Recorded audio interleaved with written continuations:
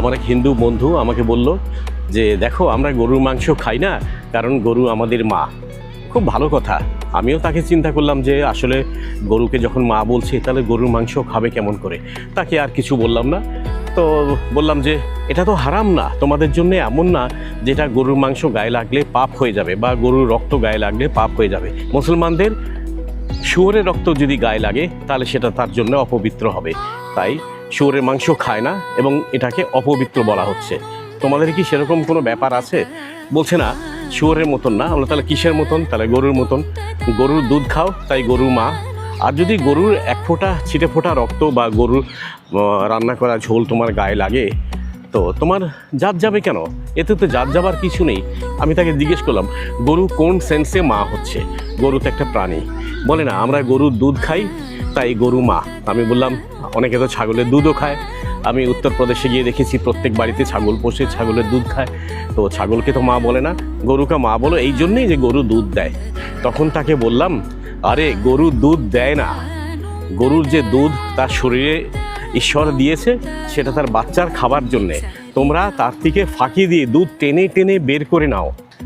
গরু দুধ দেয় না। মুরগি ডিম দেয় না, মুরগি ডিম পারে তার বাচ্চা হবার জন্যে। গরু দুধ দেয় তার বাচ্চা খাবার জন্যে। আমরা মানুষরা কি করি? গরুর দুধ আমরা টেনে টেনে বের করি, বের করে কিছুটা নিজে খাই, আবার কিছুটা বাজারেও বিক্রি করি। যে গরু দুধ দেয় না, গরুর দুধ আমরা ফাঁকি দিয়ে বের করি।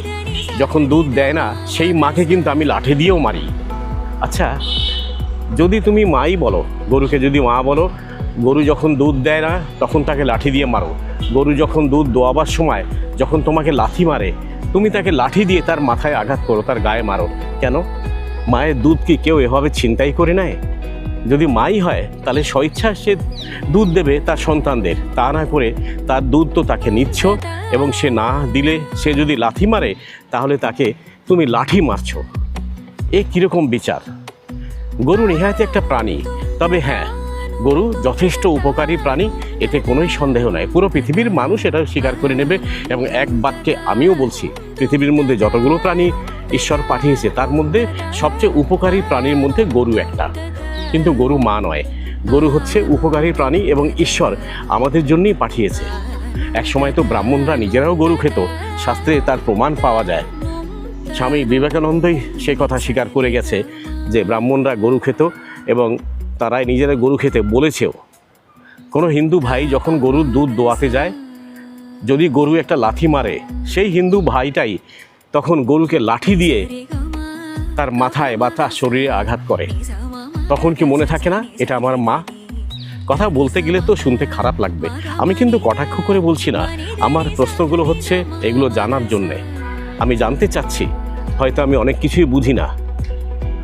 আমি যদি কোনো ভুল করে থাকি তাহলে আমাকে ক্ষমা দৃষ্টিতে দেখবেন।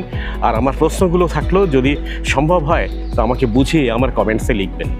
তো ভালো থাকুন, সুস্থ থাকুন, দেখা হবে এরপরে আরেকটা ভিডিওতে।